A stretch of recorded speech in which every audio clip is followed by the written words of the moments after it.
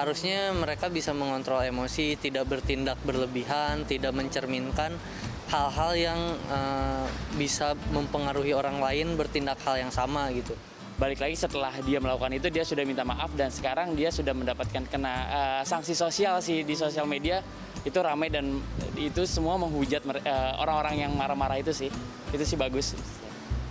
Ya kalau permintaan maaf mah diterima aja ya, karena ya berarti kan ada etikat baik di situ. Cuman kan ketika dia ada permintaan maaf nih, feedback itunya apa selanjutnya? Bakalan diulang lagi atau enggak? Permintaan maaf ya monggo, terus dikasih sanksi lah kalau bisa. Sanksinya yang bikin jera lah, jangan cuman sekedar minta maaf terus dimaafin. Kalau kayak gitu ya juga semua penjara rame dong.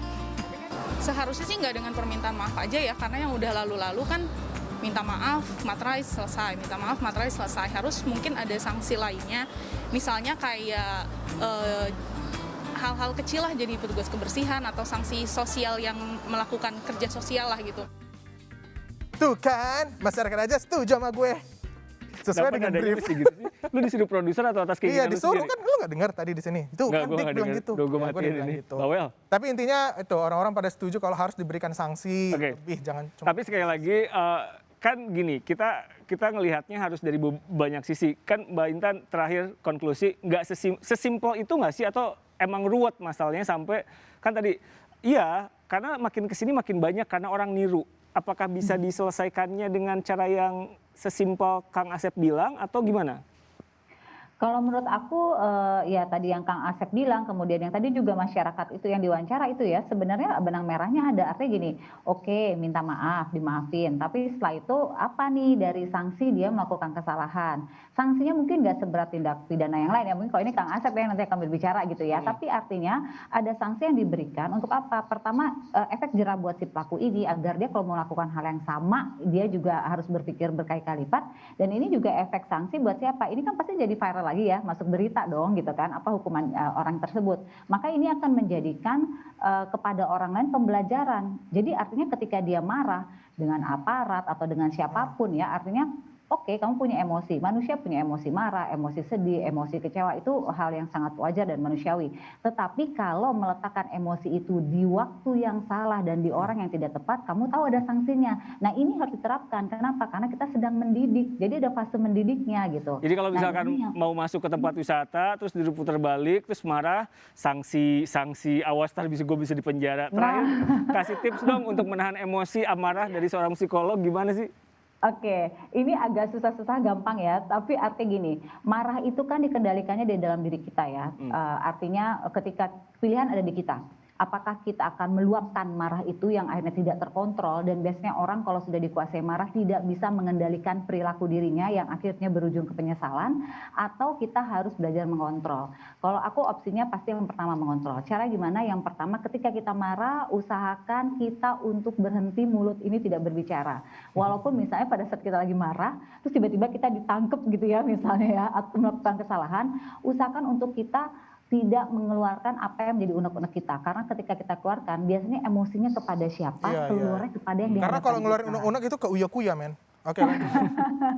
Jadi pertama adalah itu, yang kedua ketika kita emosi usahakan tidak dalam, misalnya kita mau pergi nih nyetir mobil, kita tahu kondisi lagi emosi, lebih baik kita hold dulu, tahan dulu. Kenapa? Karena bisa jadi kalau ada terjadi di jalan itu akan kita jadi keluar semua emosinya. Jadi aku menyarankan kita tidak melakukan aktivitas di saat kita sedang merasa diri ini dalam kondisi tidak bisa mengendalikan emosi, dan yang tahu siapa? Yang tahu adalah diri kita. Oke.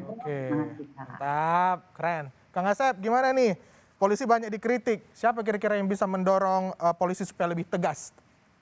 Ya, sekarang gini lagi kan, saya pikir ini aturan hukum. Ketika misalnya penegak hukum tadi tidak sesuai dengan aturan hukum, kan ada pengawas-pengawas dari penegak hukum itu sendiri. Satu itu. Kedua, saya pikir yang jadi masalah itu kan sekarang karena teriakan-teriakan buser-buser tadi yang memang banyak mubazir ya, nggak usah didengar lah, bahasanya busernya bikin mubazir gitu kan. Buzzer, oh iya. Nggak usah.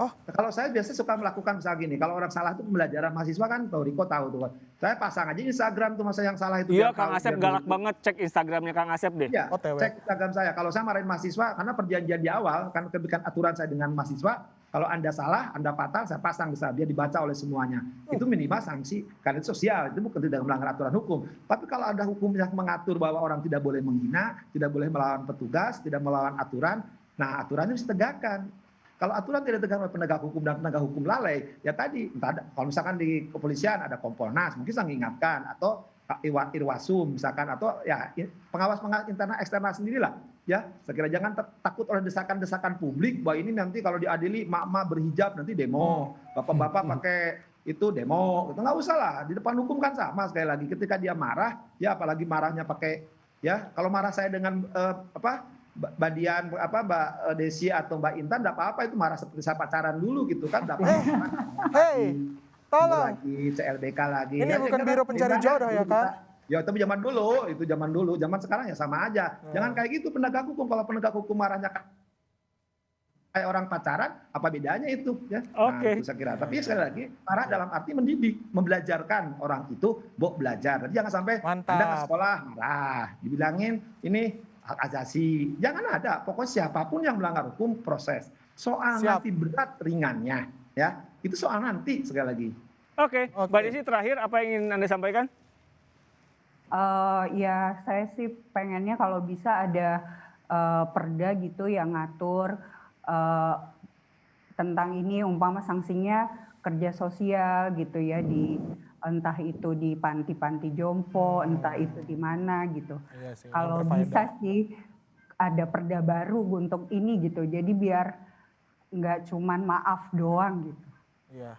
Oke, walaupun tadi Kang Asep bilang sebetulnya ada perangkat-perangkat yang bisa dipakai. Oke, tapi terima kasih. Sebentar, kalau untuk sarannya Mbak Desi itu tadi, itu harusnya Mbak Desi yang realisasikan. Kan Mbak Desi anggota DPR di Ratnasari.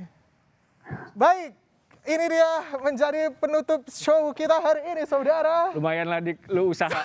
Berusaha banget tadi dari sektor gue tahan nih. Dika itu di sini usaha biar lucu. Iya, kalau enggak tayang lagi kita, Pak. Oke, Kang Asep hatur nuhun, terima kasih banyak. Menjelang malam. Gimana? Apalagi sih ini acara apa sih? Iya kan kalau ditutup kan acaranya malam nih. Iya betul. 3M juga menjelang malam. Udah Kang, udah tutup. Tafsirkan sendiri 1M lagi. Kang Asep hatur nuhun ya, terima kasih banyak. Sehat-sehat di. Terima kasih. Karena di Bandung. Mbak Intan hatur nuhun, terima kasih. Mbak Desi terima kasih juga. Sekali lagi mohon maaf lahir dan batin. Saya hargai usahamu Dika Ipelona. Ya, jadi apabila ada salah kata tadi dan salah lelucon ya, mohon maaf lahir batin ya teman-teman. Anyway, silakan Rick, tutup Rick. Oke, terima kasih banyak sudah menonton Kata Netizen setiap hari Kamis jam 10. Ya kalau lebih 10.30, pokoknya standby-nya di jam 10-an. Kita memang suka agak-agak tepat waktu, agak-agak mundur dikit. Kamis malam jam 10. Saya Riko Anggara. Saya Edi Kaipelona, sampai jumpa.